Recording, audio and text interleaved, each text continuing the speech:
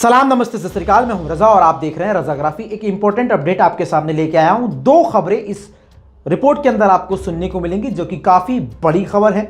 आपको बता दूं कि चीन को तो छोड़िए, नेपाल फिर से भारत को आग दिखा रहा है। आपको बता दूं, पहले फुल स्क्रीन पर सीधा बात करेंगे।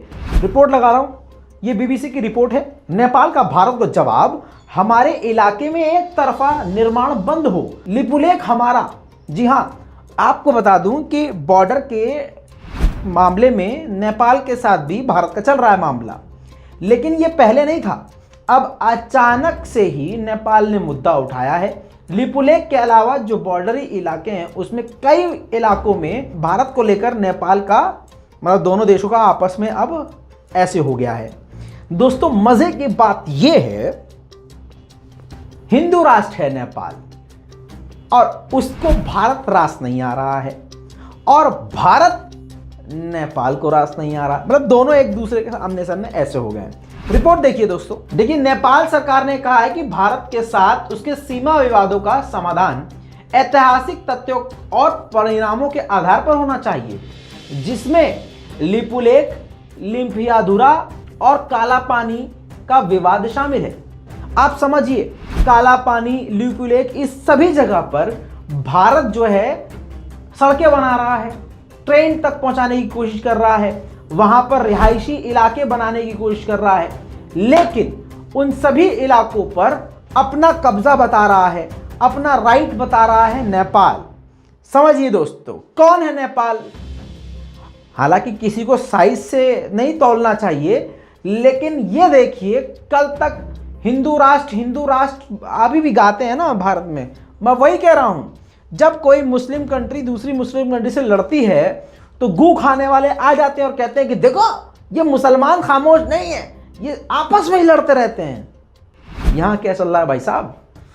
वो तो हिंदू राष्ट्र है, तुम भक्तों को तो गू खाना चाहिए उनका भी जाके। लेकिन दोस्तों, नेपालियों ने भी अब भारत के खिलाफ मोर्चा खुला हुआ है, जुबानी जंग जारी है। इतना ही नहीं दोस्तों, भारत ने भी तगड़ा जवाब दिया है। भारत ने कहा है कि जिस इलाके में भी हम जो काम कर रहे हैं वो सभी इलाका हमारा है, उसमें नेपाल का कोई भी हक नहीं है। लेकिन नेपाल इस मुद्दे को इंटरनेशनल लेवल पर उठा रहा है। तो अब पाकिस्तान की तरह भारत को अब नेपाल भी चुभ रहा है। खतरनाक बात यह है कि भारत जिन जगह पर है और जहां पर काम कर रहा है भारत, उन सभी को नेपाल की सरकार ने अपने मैप के अंदर दिखाया है। तो आने वाले वक्त में ये एक बड़ा बवाल खड़ा हो सकता है। आपको बता दूं कि गनीमत ये है कि चीन और नेपाल की फिलहाल नहीं बन रही है, लेकिन बड़ी बात यह भी है कि नेपाल के अंदर चीन मौजूद है। अब दोस्तों, इसी से बात करेंगे आगे बढ़ के दूसरी रिपोर्ट की, वो भी आप अपनी स्क्रीन पे देख लीजिए। चीन अब श्रीलंका में अपना शहर बनाने वाला है। जी हां, दोनों रिपोर्ट बीबीसी में आई हुई है और आपको मैं प्रूफ के तौर पे दिखा रहा हूं। लेकिन कोई भी गोदी मीडिया, कोई भी गू खाने वाला इंसान, कोई भी गौमूत्र को कोरोना का इलाज बताने वाला अब नहीं बोलेगा। जी हां, क्योंकि वो भारत में मुसलमानों के खिलाफ इस्लामोफोबिया फैलाने में, मुसलमानों को मारने को हिंदुत्व समझने वाले इस पर खामोश रहेंगे।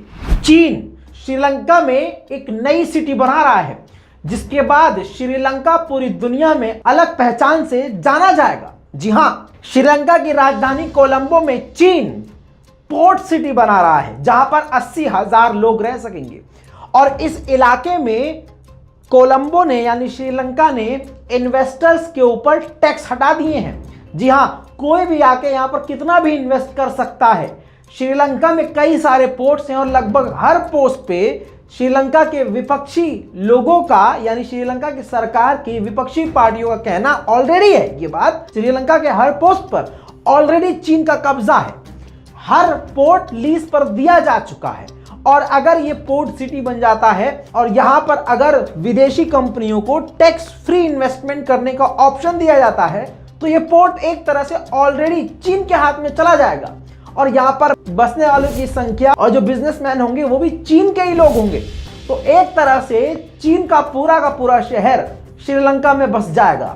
चीन के बड़े बड़े इंजीनियर और बड़ी बड़ी कंपनियां इसको शुरू कर चुकी हैं। वहां पर जो समुद्री इलाका है वहां पर रेत लाया जाना शुरू किया जा चुका है और जमीन बनाना शुरू कर दी गई है।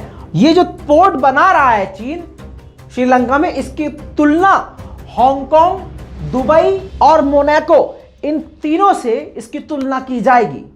समझिए दोस्तों, चीन का प्लान बहुत बड़ा है लेकिन श्रीलंका मजबूर है। अब आप समझ लीजिए कि भारत को चारों तरफ से चीन ने घेरा हुआ है और हर जगह मजबूती से अपने पैर जमाए हुए हैं। ज्यादा नहीं बताऊंगा, आप जाके रिपोर्ट पढ़ सकते हैं, यही सच्चाई है। लेकिन इसी चीन की सरकार के साथ मोदी सरकार $100 बिलियन से भी ज्यादा बिजनेस कुछ ही सालों में कर चुकी है, जिसके ऐप और टिकटॉक ऐप और कुछ ऐप बैन करने के बाद ऐसे ऐसे तालियां बजा रहे थे अंधभक्त। मोदी जी का मास्टर स्ट्रोक इस पर खामोश है। इस पूरी रिपोर्ट पर अपनी राय दीजिएगा, नीचे कमेंट लिखिएगा, रिपोर्ट को शेयर कीजिएगा। मैं हूं रजा और आप देख रहे हैं रजाग्राफी। जय हिंद।